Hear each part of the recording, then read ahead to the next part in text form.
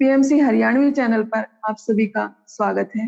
आज जो 30 सितंबर है, ये विश्व प्रसिद्ध महान सूफी संत रूमी का जन्म दिवस है और इसी उपलक्ष्य में हम आपके सामने उनका जीवन परिचय एवं कुछ शिक्षाएं लेकर हाजिर हैं। अगर हम इतिहास की बात करें तो बहुत से ऐसे कवि सूफी संत हुए हैं जिन्होंने अनेक रचनाएं लिखी हैं और उन रचनाओं ने प्रसिद्धि भी पाई है, लेकिन वो रचनाएं एक समय के बाद गुम सी हो गई हैं। आज हम बात करेंगे ऐसे सूफी संत की जिनका काव्य इतना प्रसिद्ध हुआ कि उनके जन्म के 900 वर्षों बाद भी आज उनको इतनी ही रुचि के साथ, इतने ही प्रेम के साथ पढ़ा जाता है। ऐसे ही सूफी कवि हैं संत रूमी, जो काव्य में इतने गहरे उतरे कि कवि से संत बन गए और उनको खुद ही पता नहीं चला कि वो कब काव्य से अध्यात्म में उतर गए। और आज उनके जन्म के 900 सालों बाद भी उनका अध्यात्म इतना गहरा है कि लोग उनके दीवाने हैं। भारत, यूरोप, अमेरिका में सबसे ज्यादा पढ़े और पढ़ाए जाने वाले कवि हैं संत रूमी। जो रूमी नाम से है, ये लोक प्रचलित नाम है। उनका पूरा नाम जलालुद्दीन मोहम्मद रूमी था और उनका जन्म 30 जनवरी 1207 ईस्वी में फारस के बल्ख शहर में हुआ था, जो आज अफगानिस्तान में है। इनके पिता शेख बहाउद्दीन अपने वक्त के महान विद्वान थे। फारस के अनेक जाने माने लोग इनसे उपदेश सुनने आते थे और किसी भी पेचीदा मामले पर इनसे सलाह मशवरा करते थे। ऐसा माना जाता है कि मंगोलों से किसी विषय पर मतभेद होने के कारण इनके परिवार ने बल्ख शहर छोड़कर तुर्की के कोन्या शहर में आकर बस गई। और जब ये लोग कोन्या शहर में आके बसे तो इनके साथ 300 से भी ज्यादा परिवार इनके साथ ही बल्ख शहर छोड़कर कोन्या आ गए थे। और रूमी की जो प्रारंभिक शिक्षा है उन्होंने अपने पिता से ही ग्रहण की थी और पिता की मृत्यु के बाद उनके पिता के शागिर्द सैयद बुरहानुद्दीन मोहम्मद से ही इन्होंने बाकी की शिक्षा ग्रहण की और बुरहानुद्दीन मोहम्मद ने इनको अपने साथ 9 साल तक अपने संरक्षण में रखा और गहन प्रशिक्षण दिया। आगे रूमी ने कॉलेज की शिक्षा भी हासिल की और शिक्षा हासिल करने के बाद कोन्या में ही एक शिक्षक के रूप में अपने पिता के जो मदरसे हैं वहां पर मदरसे को संभाला। अब तक रूमी अरबी, फारसी और तुर्की के महान विद्वान बन चुके थे, अनेक रचनाएं भी रच चुके थे और उनकी रचनाओं को पढ़कर ऐसा लगता था कि उनके भीतर एक खालीपन है, एक अजीब सी प्यास है और जिसको भरने के लिए ही वो हमेशा अध्ययन में लीन रहते थे। उन्होंने एक दिन जब वो अध्ययन में लीन रहते थे, हमेशा धार्मिक बातें करते थे, धर्म गुरु के रूप में उपदेश देते थे, तो एक दिन उनकी जिंदगी में ऐसा मोड़ आ जाता है कि उनकी जिंदगी के मायने ही बदल जाते हैं। जब रूमी एक दिन तालाब किनारे अपने अध्ययन में व्यस्त थे, अपने चारों तरफ बहुत सारी किताबें उन्होंने बिखेर रखी थी और अपने किसी ग्रंथ को, किसी पुस्तक को पढ़ रहे थे, तब भी वहां एक दरवेश आता है। दरवेश जिसको हिंदी में हम साधु कहते हैं, तो फारसी में दरवेश संत, साधु ही होता है। दरवेश आता है और पूछता है कि ये क्या है। रूमी ने कहा यह वह चीज है जिसके बारे में तुम नहीं जानते। इतना कहना था कि उस दरवेश ने वो सारी किताबें उठाई और पानी में डाल दी। रूमी ने कहा तुमने ये क्या किया, तुम्हें पता है इनमें कितना ज्ञान था। साधु ने वो सारी किताबें पानी से निकाली और रूमी को दे दी और कहा जो ज्ञान तुम्हारे भीतर है उस ज्ञान के सामने तो ये सब व्यर्थ है। और जब रूमी ने उन किताबों को छूकर देखा तो वो सारी किताबें ऐसी सूखी की सूखी थी और यह कहकर जो दरवेश था वो गायब हो गया। और ये दरवेश, ये साधु सूफी संत शम्स दरवेश थे जिनको रूमी ने अपना आध्यात्मिक गुरु बना लिया था। हालांकि रूमी ने ये कभी नहीं स्वीकार किया कि शम्स और उनके बीच में जो संबंध है उसको किसी रिश्ते का नाम कभी नहीं दिया।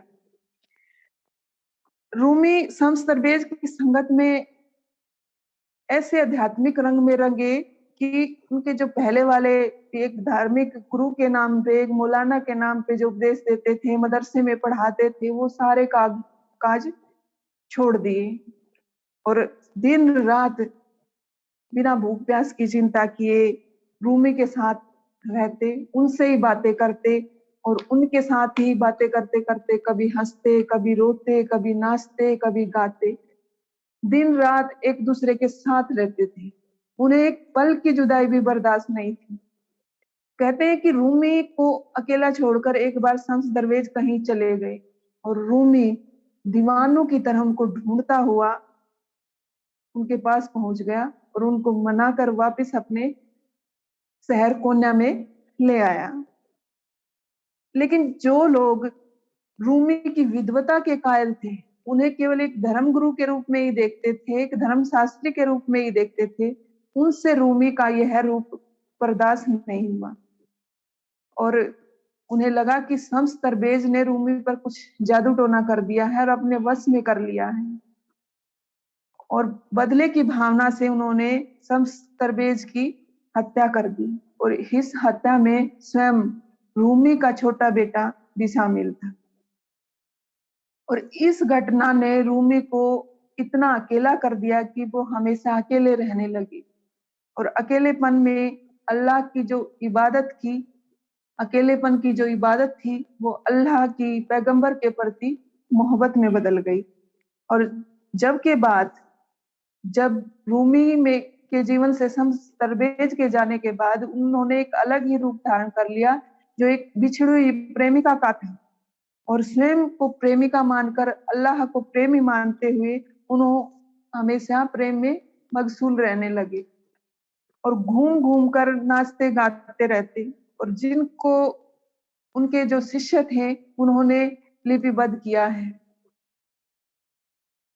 और उन्हीं का अनुसरण करते हुए जो सूफी संप्रदाय है, इसमें घूम घूम कर नाचने की जो प्रथा है, ये उसी समय से है कि भी अल्लाह के प्रेम में, पैगंबर के प्रेम में नाचते रहते हैं, गुनगुनाते रहते हैं और अपने में इतने व्यस्त हो जाते हैं कि उन्हें भारी जीवन का, भारी संसार का कोई आभास नहीं रहता।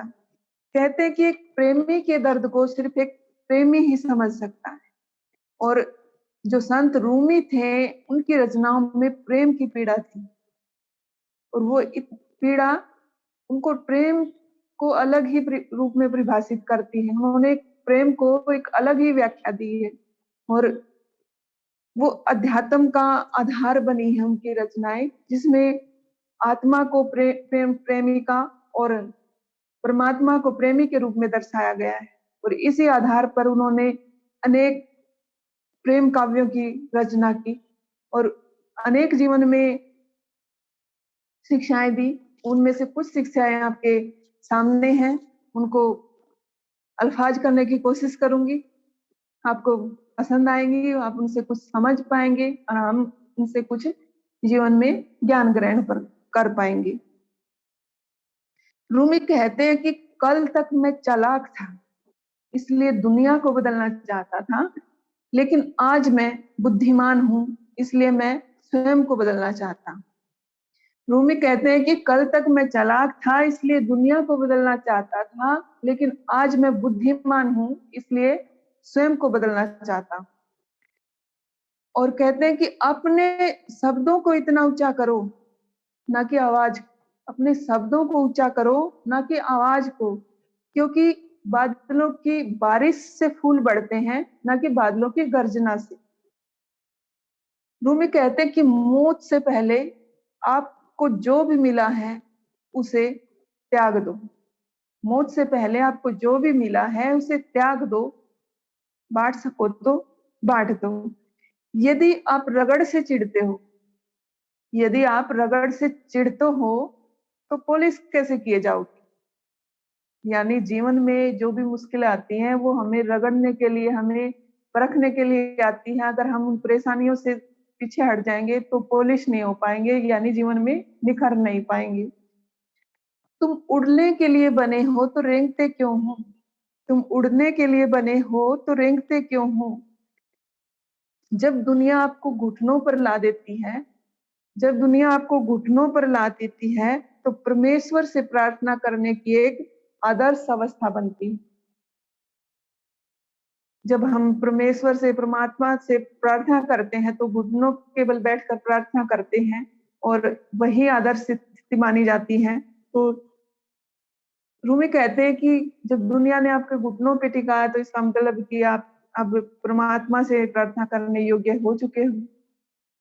रूमी कहते हैं कि दुखी मत हो, जो तुमने खोया है वह लौटकर तुम्हारे पास जरूर आएगा, और दिल के दरवाजे पर जब तक चोट करते रहो जब तक वह खुल ना जाए। तुम्हारी असली हस्ती तुम्हारी सोच है, तुम्हारी असली हस्ती तुम्हारी सोच है, बाकी तो सिर्फ हड्डियां और सिर्फ मांस है। अगर तू चाहता है कि तेरा दिन रोशन हो, अगर तू चाहता है कि तेरा दिन रोशन हो तो अपने दोस्त के सामने अपनी हस्ती को जला डाल, अपने दोस्त के सामने अपनी हस्ती को जला डाल। तेरे जख्म वह खिड़की है जहां से प्रकाश ने प्रवेश करके तेरे भीतर को रोशन किया है। जो तेरे जख्म है वह वो खिड़की है जहां से प्रकाश ने प्रवेश करके तेरे भीतर को रोशन किया है। यहाँ बेगाना कौन? तेरा खाली जिस्म है। बेगाना यहाँ शम्स ने अपने जिस्म को ही बेगाना माना है और कहता है कि तू, जिसके लिए तू फिक्रमंद है। आपकी जिंदगी में चाहे कुछ भी चल रहा हो, कितना भी मुश्किल समय हो, आपकी जिंदगी में चाहे कुछ भी चल रहा हो, आप मुस्कुराइए और खुद को प्यार से भर लीजिए। हर मजहब में मोहब्बत है, हर मजहब में मोहब्बत है, लेकिन मोहब्बत का कोई मजहब नहीं। अपनी होशियारी को बेच डालो और नासमझी को खरीद लो। अपनी होशियारी को बेच डालो और नासमझी को खरीद लो, क्योंकि समझदार मोहब्बत नहीं कर सकती। सब्र से काम लो, सिर्फ सब्र ही है जो तुम्हें रब से मिला सकता है, और रब ही है जो तुम्हारे दिल के बोझ को हल्का कर सकता है।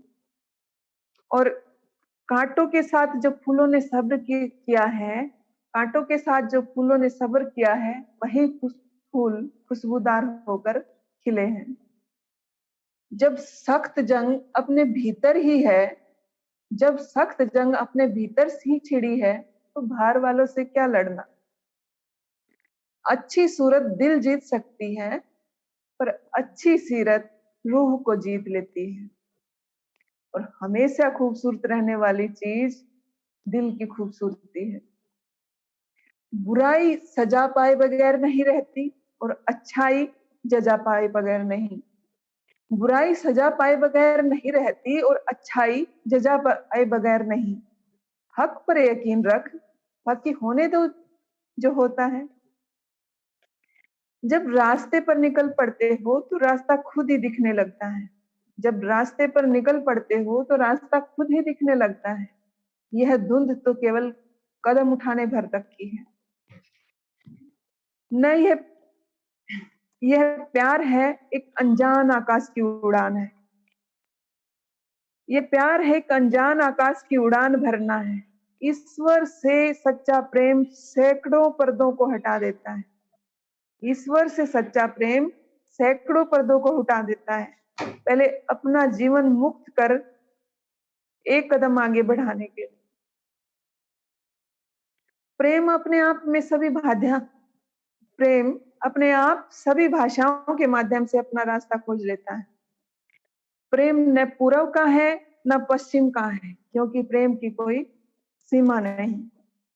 आप सागर में एक बूंद जैसे नहीं हो, आप सागर में एक बूंद जैसे नहीं हो, बल्कि एक बूंद में सागर समाये हो। रूमी कहते हैं कि मैं पक्षियों की तरह गाना चाहता हूँ, चहचहाना चाहता हूँ। मुझे परवाह नहीं कि कौन सुन रहा है और मेरे बारे में क्या सोचता है। और रूमी कहते हैं कि जब मैं प्यार को समझने की कोशिश करता हूँ, जब मैं प्यार को समझने की कोशिश करता हूँ और जब प्यार के सामने होता हूँ तो अपनी ही व्याख्याओं पर शर्मिंदा होता हूँ। और जब प्यार के सामने होता हूँ तो अपनी ही व्याख्याओं पे शर्मिंदा होता हूँ। प्यार केवल प्यार है और प्यार को समझने वाले ही से समझ सकते हैं।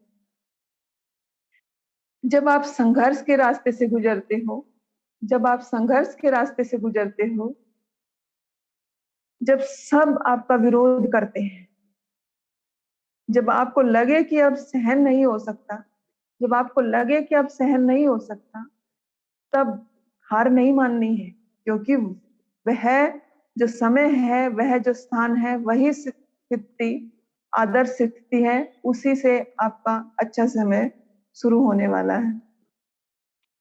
ये थी कुछ रूमी की शिक्षाएं, रूमी के कोट्स जो हमारे जीवन को बदल सकते हैं। हालांकि हम सामान्य जनों के बस की बात नहीं है कि जो रूह आत्मा से उन्होंने शब्द दिए हैं उनको हम व्यक्त कर सकें, उन जैसे भाव दे सकें, लेकिन एक छोटा सा प्रयास था।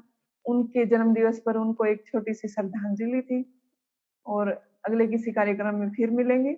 जब तक धन्यवाद।